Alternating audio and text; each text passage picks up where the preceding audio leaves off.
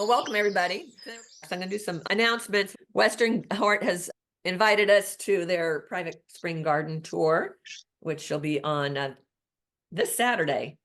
And so we'll send out an email with the addresses and who to call if you have questions. And then on the following Sunday, Mark is opening his garden. That is from 10 to 2. Everybody's encouraged to bring treats of kind of a brunchy kind of thing or sweets and whatever, savory, either way. Cal Hort will provide the coffee and tea and water, of course. Mark has a wonderful garden. It's always evolving, just really beautiful garden, and it's always changing. So Western Hort is going to have a coffee in the garden on on May 5th. And it'll be at Eva Walla's garden in Mountain View and my garden in Campbell. And there should be information coming out the end of this month, but it'll be pretty close to that date. So. Great. Oh, great. We'd love to see your garden, Janet. And you're in Campbell. And I'm in Campbell, yes. Where's the other one? Mountain View. We're a ways apart, but one's going to be, I think, late in the morning, and then mine will be in the afternoon. And that's May 5th. Yeah. Okay. Yeah, we'll have to send out an email for everybody. So you want to tell us a little about your garden on May 5th? I know you have a lot of natives and I have a very eclectic garden with lots of plants in it. I'm working on a plant list. There probably are 100 species in my front yard and a couple hundred in my backyard. So my place is about a 1/4 acre and we're in a cul-de-sac. So it doesn't look like much from the front, but it spreads out in the back. And I've turned what was, about, I guess, 1,000 square feet of lawn into a native meadow that's a work in progress. So it's a nice meadow. I've been there. And then May 25th, which is Memorial Day weekend, John Kaplan, who has a garden up in the Oakland Hills, or it might be Piedmont. Beautiful garden. It's on an east side slope down to a creek. And then he has just a lot of really interesting, almost woodland type plants. And then he's having a big rock garden with the help of Kiamara and Walker Young from Ruth Bancroft Garden, helping him with a rock garden. He's very hands-on in his garden. So, but that should be a lovely day as well. And then the next day, Kip, who was our speaker last month, is doing a Calis cordis hunting trip. And we'll be sending out an email on that and taking names. There's only can be 4 to 5 cars. Judy, Tosh, and I, and Claire Butler went to stake it out yesterday. And it's a beautiful, beautiful area out there. And of course, there was no Calis cordis at the time, but other things were blooming. And it should be a fun trip.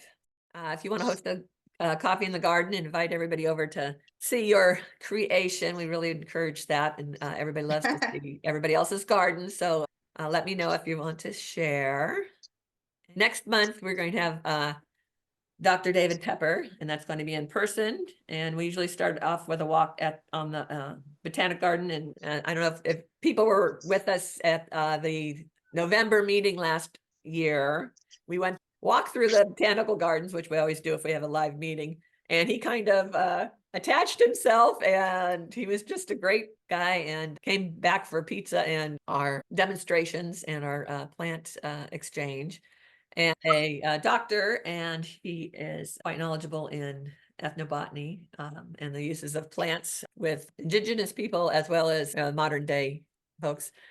And so we'll be meeting at the County Fair building at Golden Gate Park, and that is on the corner of 9th and Lincoln. And then there's parking behind the building. So if you continue west on Lincoln, there's a small little driveway that you kind of have to keep an eye out that you can park in, and then we'll have either dinner or you go across the street to any restaurants across the way, and then we'll have a live plant forum at 7, and then Pepper's special presentation at 7:30. So things to look forward to.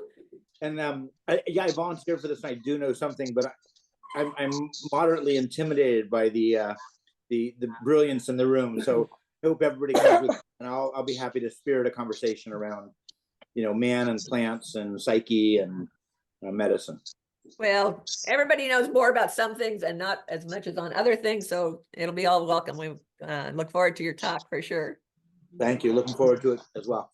Well, welcome everybody. Thanks everybody for for sharing, Justin and Tony or Corinne, Robbie, and Sarah Malone, and Charlotte, and Judy, and Mark, and Jeff. Okay, so I saw Justin was on here. How are you, Justin? Hi, I'm good. Thanks for having me. So what's happening in your garden? It's started out mostly as a succulent and cactus garden, and then slowly kind of evolved with a lot of bulbs and kind of wildflowers. Try get as much flowers going in the yard as I can over the last couple of years. So there's a lot going on. Looks like you have some aloes there going on. Yes, I really like aloes. I have a big cactus collection. I have a greenhouse collection of cactus, and then a lot of stuff I've been putting in the ground over the years.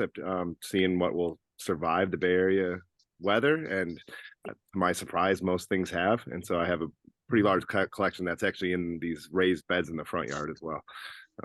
And where are you located? Yeah, sorry, and you're also looking at some aloes, and the one on the right is actually seed grown, the variegated one. Oh wow! Just open pollinated maculata seed that someone gave me, and it turned out there's several variegated ones in there. I guess that's very common with maculata. But that's cool looking. I was going to ask where you got it. Yeah, I was pretty lucky. Yeah, so and then that aloe wrightsii, that's a great. It's really hardy. I grew it. It's only been in the ground. I've only had it like maybe 5 years, and it's already like maybe 4 feet tall. Wow! But I grew it from a small, maybe 4-inch cutting. It's been, yeah, I don't know. It's been a surprise how fast it's grown, but it's a really nice hardy plant. You said they were in raised beds. Is it like mounded or? Yeah, what I have gophers, and so before I put anything out in front that I care about, I usually put gopher wire down and I raise on top of it with rocks and the Bancroft blend, the mounding blend that they have. Mm-hmm.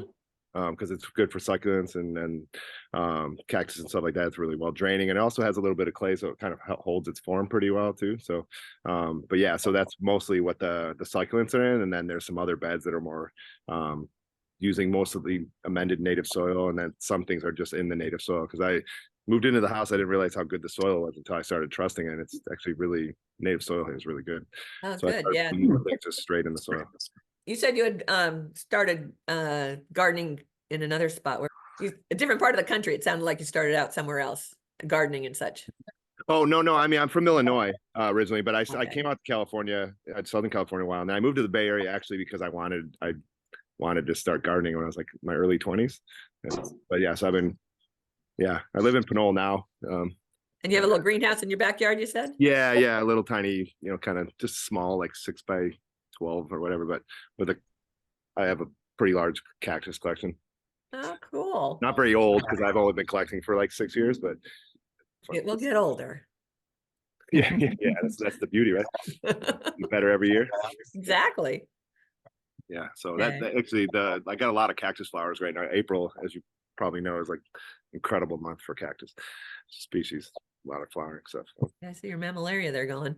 Well, yeah, that's one that I put in the ground because I had it back up, and then I was worried that it would live, and it's been doing amazing. In fact, it's flowering better than it's ever flowered before, and it's been in the ground 4 or 5 years now.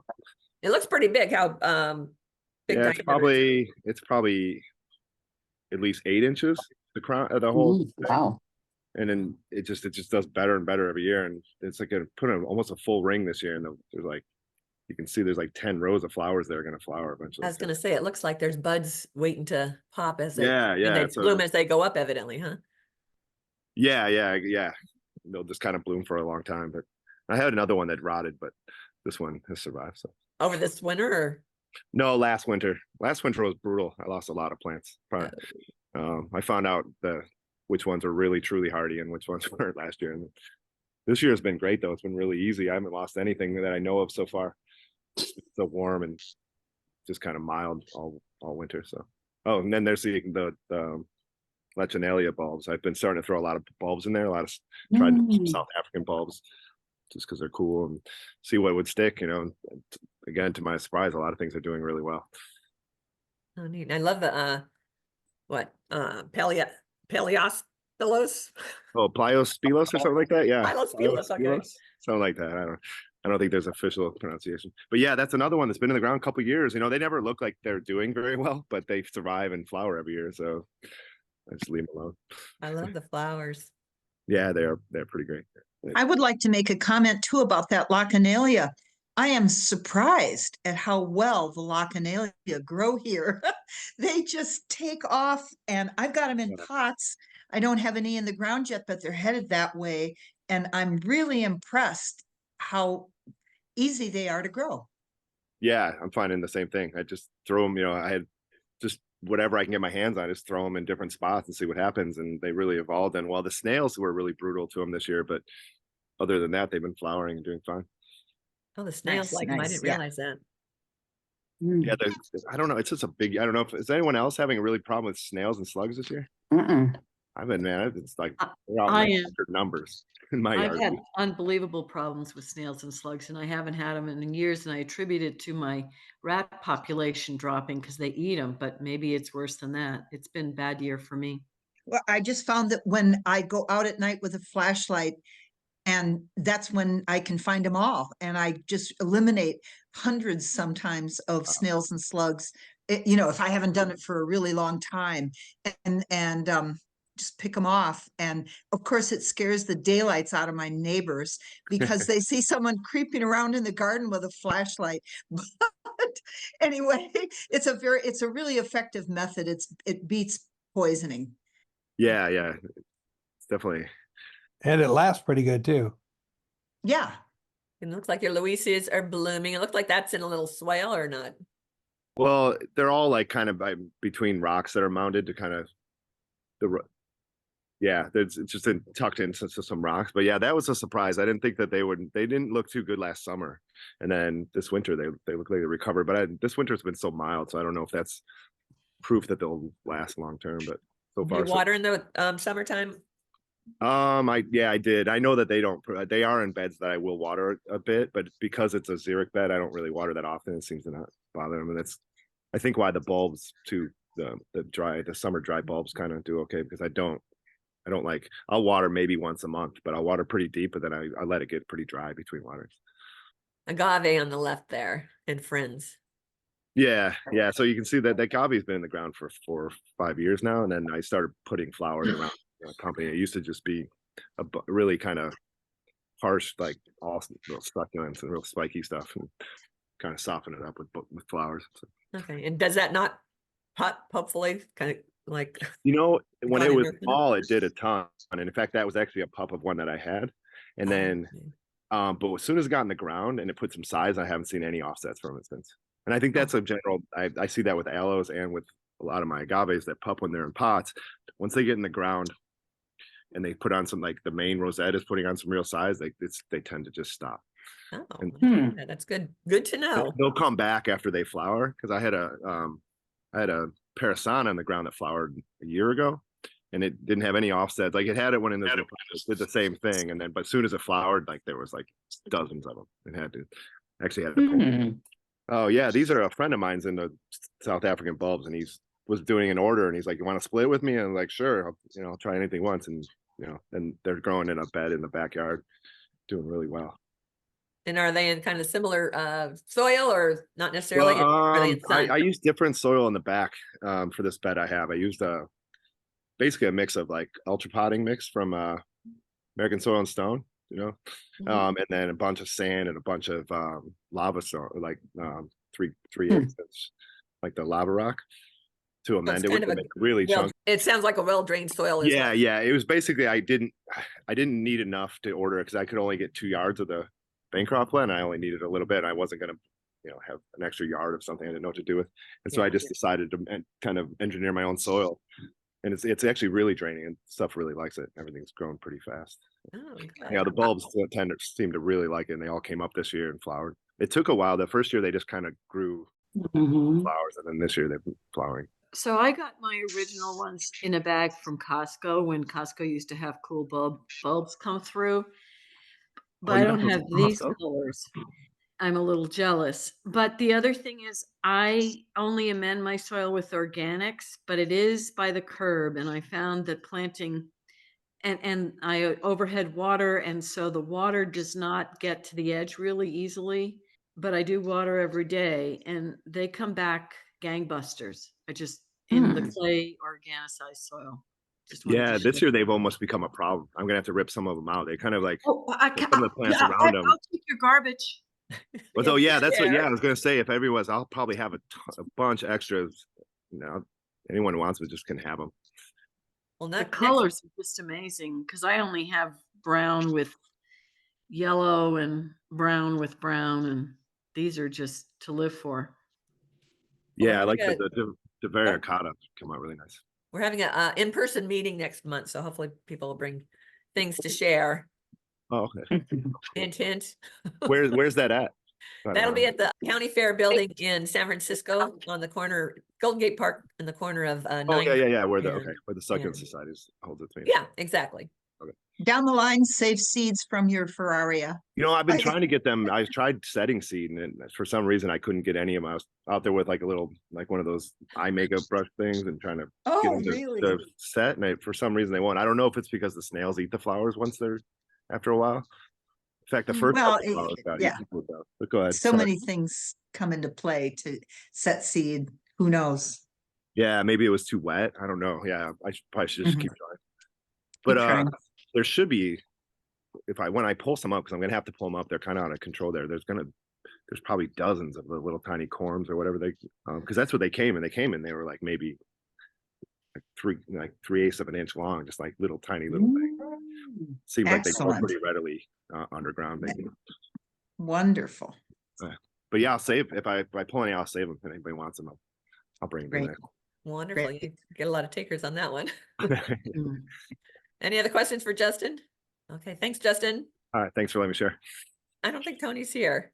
Anyway, Tony had shared this last month and I totally dropped the ball on that one. So anyways, she's in Sonoma and evidently this is in Sonoma Valley and native to Mexico, wants low water drainage. I guess the spike gets 10 to 15 feet tall. Is that right? I don't think they get that tall, do they? Maybe they do. The Oh, no, 6 feet. evergreen ones do, but the variegated one I've never had to get that That tall. tall. I Okay. haven't seen that big either. They're just gorgeous. And it doesn't die after flowering. I saw this at Ruth Bancroft Garden in a pot. It wasn't blooming, but it was so effective with one of those yellow leucadendrons with the, like the little daisy yellow flowers. It was really a nice combination.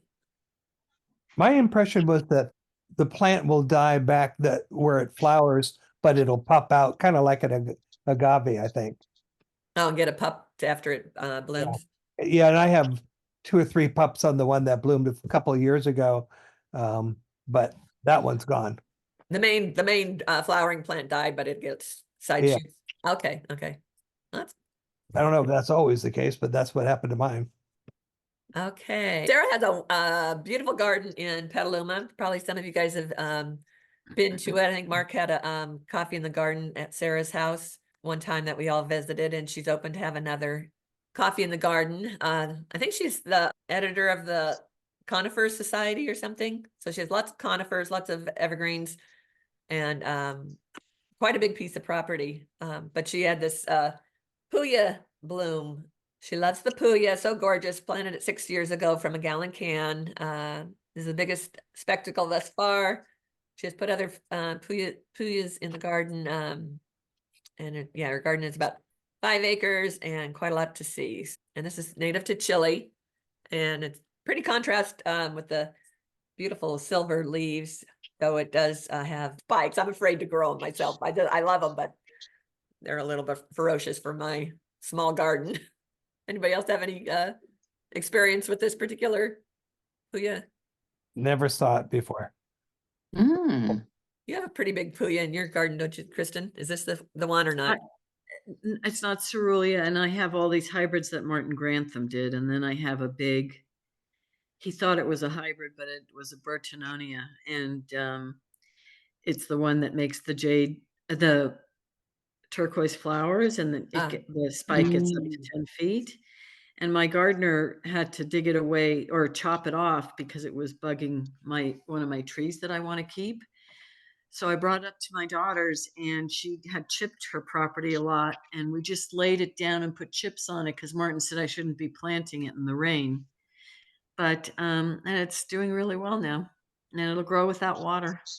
Gophers don't need it. It's a really great plant for a xeric environment. And then Robbie, I saw you were on, and Robbie's up in Southern Oregon, in Oakland, Oregon. Yes. Hi, everybody. Hi. I have a hearing problem, so bear with me. I just wanted to show some of the things that are in bloom up here that also grow well in Northern California. Everything's starting to pop. It's a little later than you guys, of course. We're about a month behind you, I think. Maybe a little bit behind with the Spanish bluebells, yeah. Okay. Mine are a little earlier. They're starting to sleep now. That color on that ajuga is just striking. I really like the blue colors. Yeah, I think it definitely likes the moisture for sure. But I think it can dry out a little bit too. The ajuga is a lifesaver up here because we have so many weeds. The soil never dries out because it's constant moisture. And I'm trying to cover as much as possible.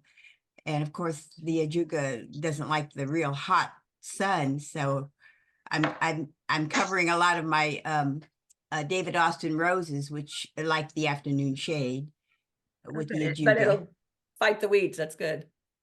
Mm-hmm. And I have the Spanish bluebells that seeds out around my house. Is that the same case on your side?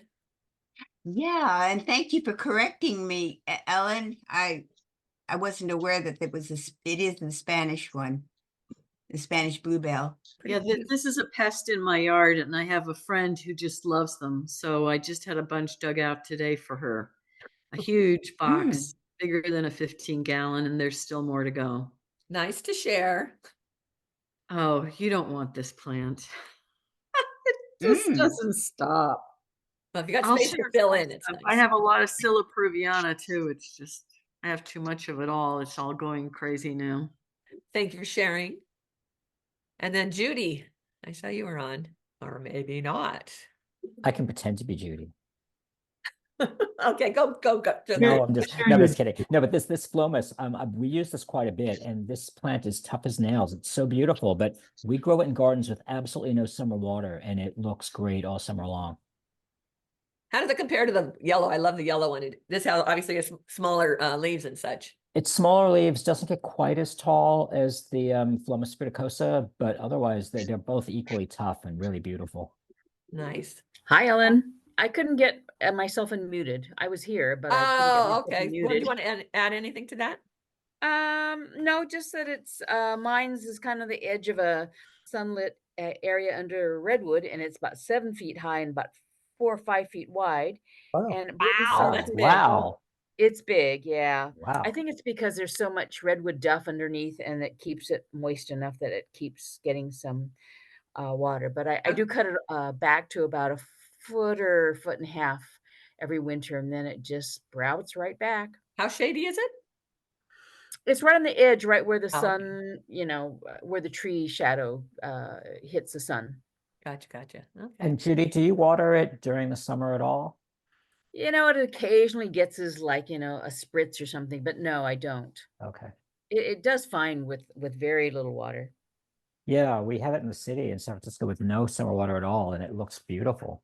It does. It really does. I wish it would bloom a little bit more into the summer, where down here, the blooms kind of, get fried, and then it looks kind of not as good at the end of the summer, but looks great now. Yeah, pretty. Yeah. Okay, we got a couple other things there, right? I think so. So this is a calendula called Snow Princess, and I really like it. It's this really white cream color. And I got these seeds. They're from Thompson Morgan, actually. And it's perennial in my garden. It doesn't bloom except mostly in the spring, but I do like the color, and it's a nice calendula. So anyway, I thought that was kind of cute. And then the other one is, as somebody was talking about just earlier, I'm in love with lacanias as well. So this is another lacania, and this is again endemic to the west coast of South Africa on moist lower slopes. And it usually flowers. It's flowering March through April, and it seems to have a long flowering time. You can see the yellow flowers with the green markings. Evidently, Methuseae is named after the first curator of the Kew Gardens, and he discovered it, and then he named it, and it was collected first in 1943. But then they went back and they couldn't locate it again, and they thought it was extinct. And then in 1981, they found it again. So there's currently only one known population that's kind of critically endangered. So it's rare, I guess. So I got the seeds, I think, through probably Pacific Bulb Society.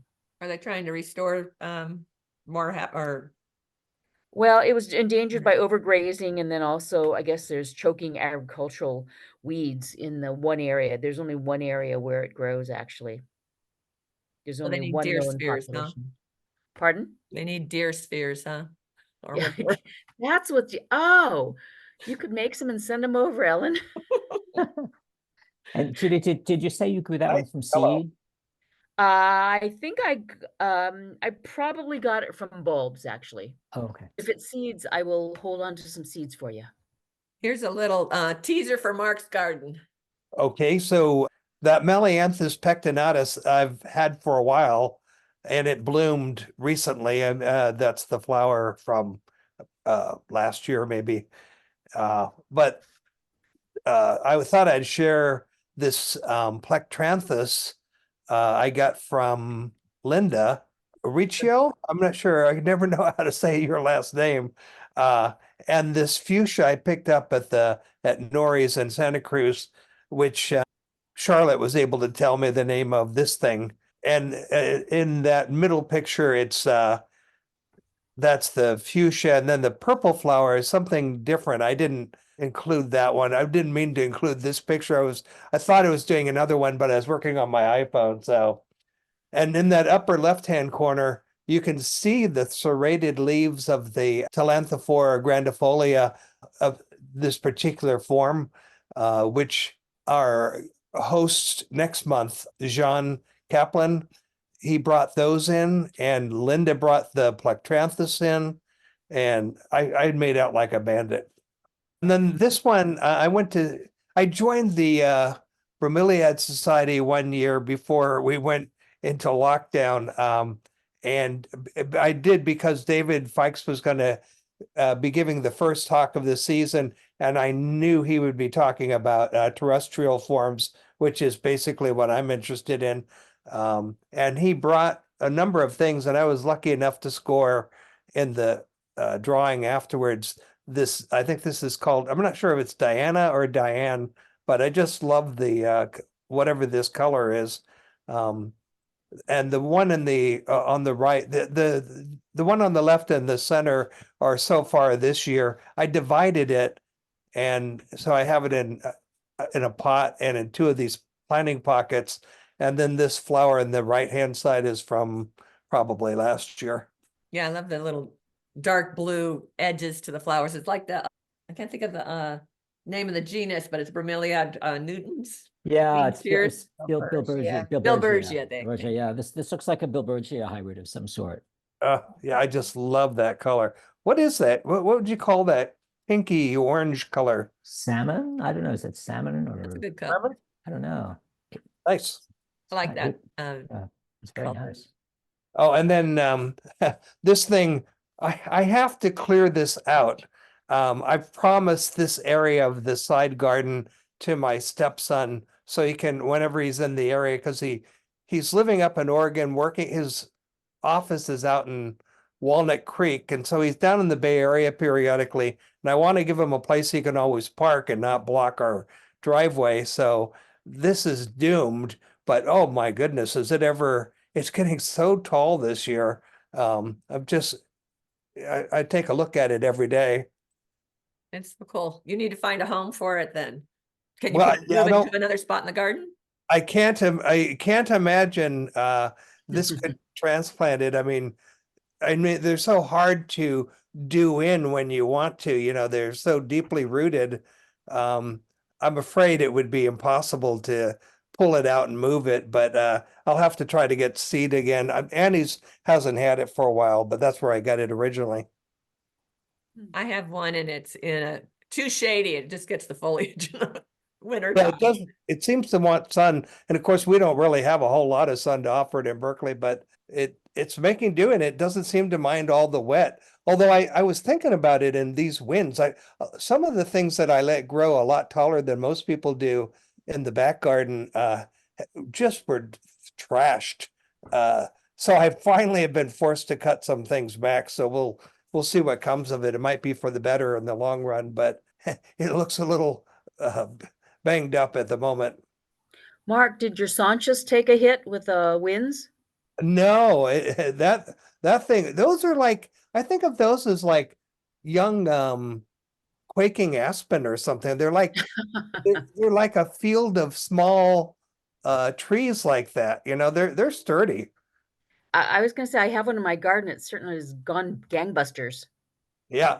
And as it produce seed for you? I mean, once it starts, it's like for years I thought, oh no, I only wish. And now I don't wish anymore. I wish it would stop. But Does it reseed? oh yeah. Really? Oh, Prolific. I've never had any. I know, and I didn't for years and years, and now I do. But you know where I'm starting to plant them down along the creek, and they don't seem to mind the shade. In fact, I think shade is good because wherever you see them in Berkeley out in full sun, they always look burnt to a crisp. Hmm.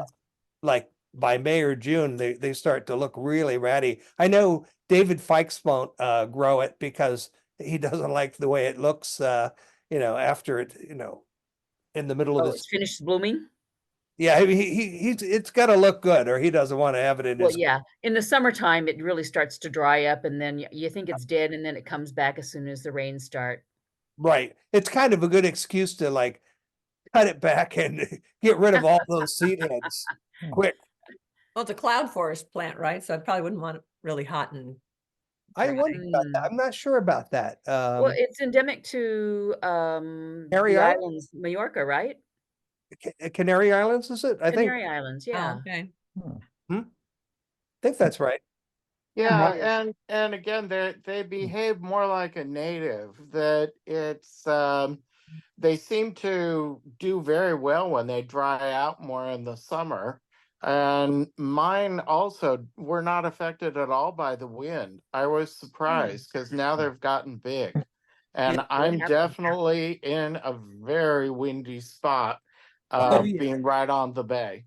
So how are you? You're not in danger of losing your neighborhood garden, are you? I mean, it seems like I guess they're trying to find somebody to caretake it in a public trust kind of a situation. But the Wave Garden, how wonderful for you to have that as a neighbor. Yeah, it's very nice to have it, and I really don't know what's going to happen to it. I did tell the park district about it because they own some property in this neighborhood, Oh, but and they responded they had not known about it and they would look into it. yay. That's positive. For those of you who are growing this plant, have you noticed if our native swallowtail feeds on it or comes to the flowers? You talking Or- about the Sanchez or the No, the ferula. Ferula. Because I know that the edible fennel, our native Anise swallowtail loves. I mean, it's one of the host plants for the larvae and the caterpillars. But do you know if this plant is also? I haven't noticed it. I haven't noticed it. Well, bees and flies at least like it, but I haven't noticed butterflies around it. And I've read that it's not. A neighbor asked me if it was edible or Yeah. and I read that it's not. so don't eat it. Right. I don't think it's. I mean, I doubt if it's probably just not yummy, but I don't know. I read it was considered toxic, so Oh, Ah, guess I won't be experimenting. but I guess there's variances of don't. that. Anyway, also, and thanks for the nice introduction for the coffee in the garden in a couple of weeks. I do hope anyone who is free and would like to get together and talk to other gardeners will come. Yeah, and Mark, will it be the usual, like unlimited cuttings? Just bring our own pruners and Generally, the best policy. Oh, and Josh, that passion vine you got for me is an interesting one, but I don't think it's Membranaceae. really? The last time I was up at the Mendocino Coast Botanical Garden, they had it growing right around that shed where they, by the plant nursery. Yeah, yeah. I picked one up and I looked at what they were doing and I decided I'm going to grow it that way. I'm not going to. I no longer have a truck to haul away a truckload of extra vine, every other year. So I'm going to keep it pruned. I'm going to, restrict to the area where it looks the best and take care of it there. So What I've was the got a plant? large pot now. You What know, was the it's a- plant? Well, I thought it was Passiflora membranaceae, and if I'm remembering correctly, the cutting I grew that from came from the plant at Richard Ward's dry garden, but I don't think his has ever flowered. I'm pretty certain that he has never gotten flowers. So it may not be membranaceae, it may be something else. Yeah, no, the leaf seems different to me, but I have another one that's supposedly related to it, and I think this one is related to it, but I think it's different. But but thank you anyway, and it's still hanging in there. I have it in the place where the last one had grown from, so kind of out along the creek, but I now have a fence to protect it from teenagers. Ah. Charlotte, are you still on? I'm here, yeah. Charlotte I'm just back came on- back from a big trip. Oh, I'm back. you've been Wow. posting the best pictures.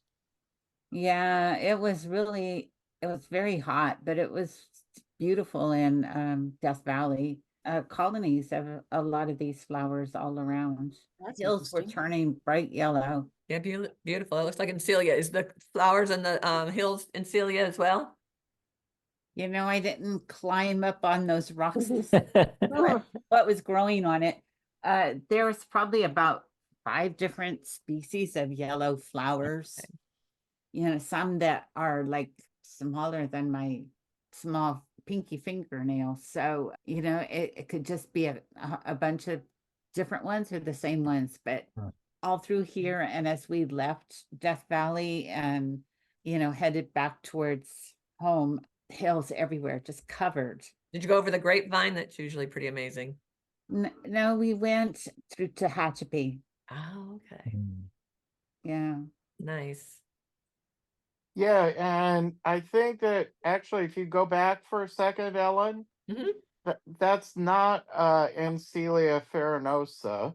it's That's Geria canescens, the desert sunflower.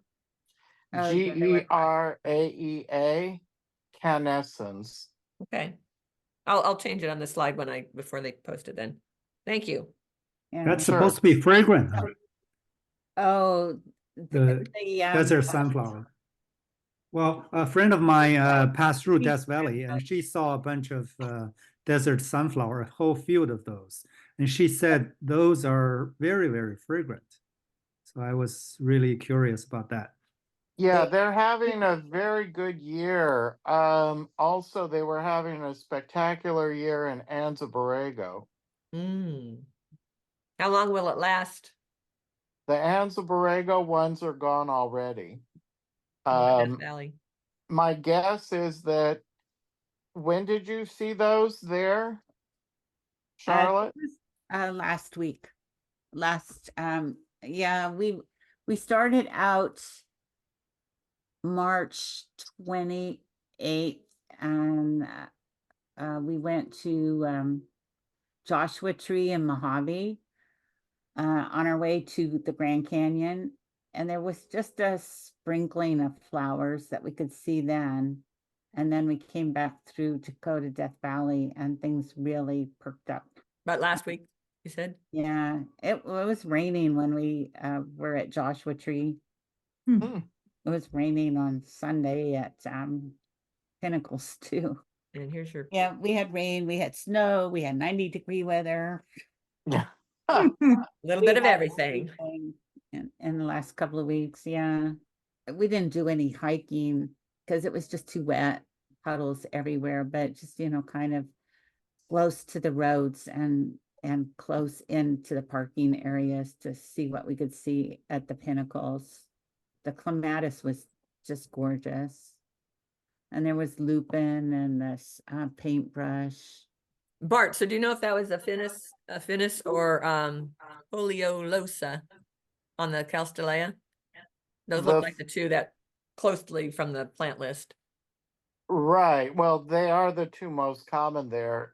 Having that green of foliage, it's probably aphanus, but can't tell for certain. Same with the clematis. It's hard to tell for sure from photos. Okay. Yeah, Calscape was saying that the clematis you can tell from evidently Lasianthus has only one flower per stalk, and the ligusticifolius